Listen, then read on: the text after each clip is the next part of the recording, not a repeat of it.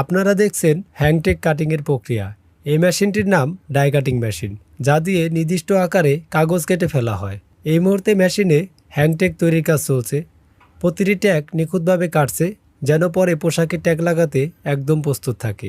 Die cutting machine সক্রিয়ভাবে design অনুযায়ী কাগজ কেটে দেয়, যা খুবই দ্রুত এবং নিখুঁত। কাঙ্ক্ষিত সাইজ অনুযায়ী এভাবে প্রতিদিন এই মেশিনের মাধ্যমে লক্ষ লক্ষ হ্যাংট্যাগ কাটিং করা হয়ে থাকে।